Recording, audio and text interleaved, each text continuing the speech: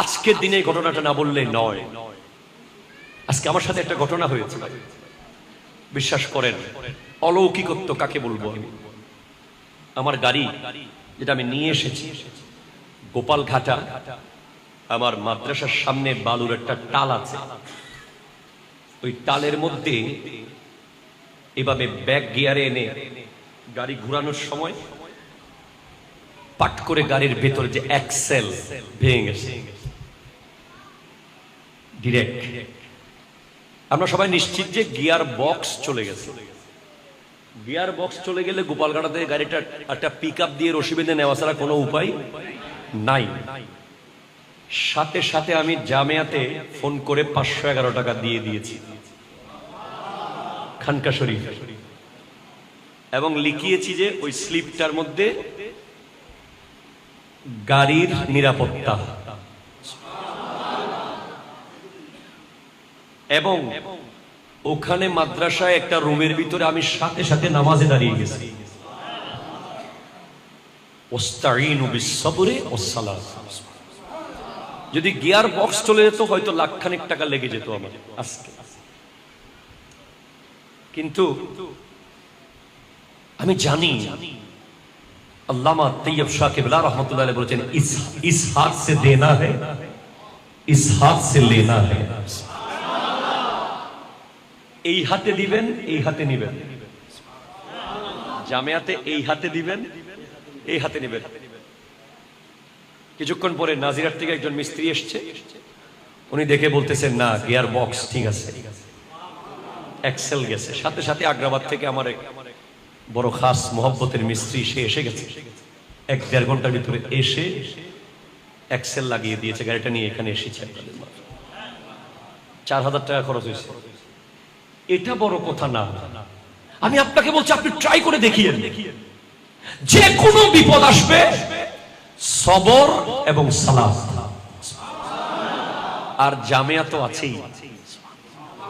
আপনি আমাকে বেদাতি বলবেন না মুশরিক বলবেন আমি জানি না, তবে জামিয়ায় 111 টাকার পাওয়ার আমার এই গোটা জিন্দেগির প্রতিটা পরদে পরদে দেখেছি। আপনারা অনেকেই দেখেছেন হয়তো, এত এফেক্টিভ। আল্লাহু আকবার।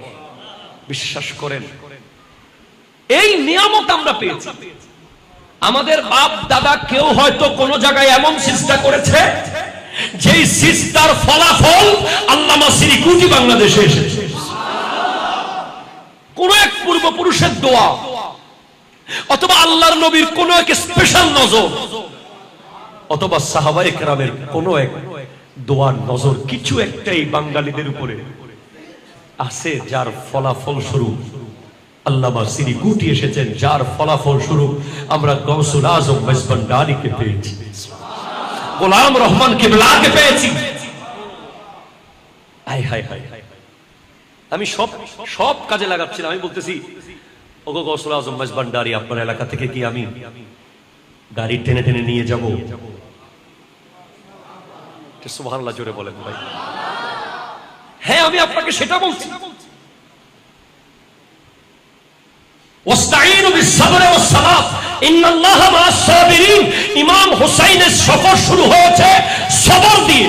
মদিনা থেকে মক্কা সবর, মক্কা থেকে কুফা সবর, ইমাম হযরত আলী আসগর শাহাদাত সবর, আলী আকবরের শাহাদাত সবর, কাসিম ইবনে হাসানের শাহাদাত সবর, আব্বাস আলমদারের শাহাদাত সবর, আনা মুহাম্মদের শাহাদাত সবর। পানি নাই সবর, ময়দানে গেছেন সবর, ঘরের মধ্যে নারীদেরকে রেখে চলে যাচ্ছেন সবর, ইমাম জাইনুল আবিদ অসুস্থ সবর। সবর দিয়ে শুরু হয়েছে সফর, সালাত দিয়ে শেষ হয়েছে সফর। আলে রাসূল আর কোরআন। আরো জোরে বলেন সুবহানাল্লাহ, জোরে বলেন।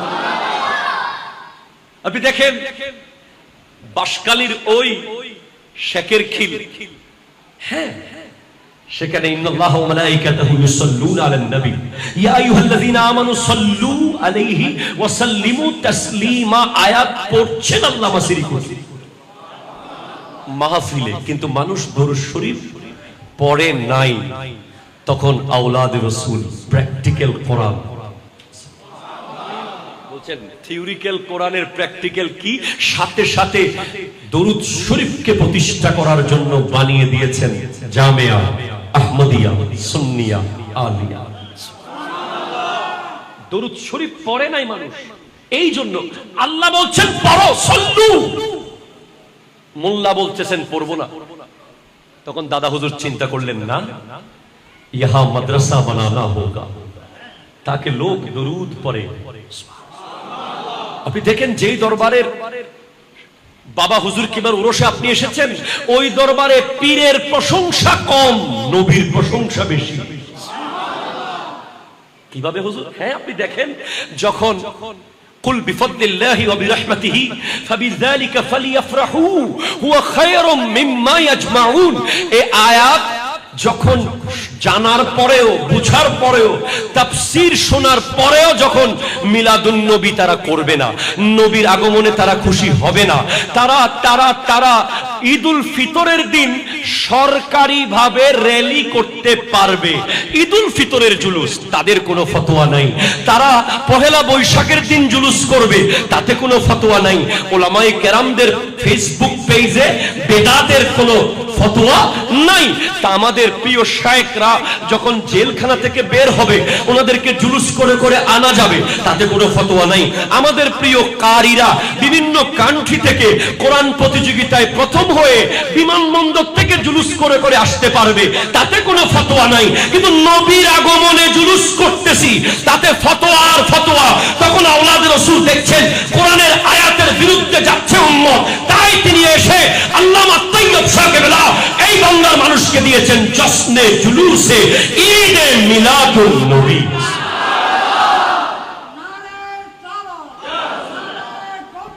ইয়া উস্তাদ মুস্তাকিম,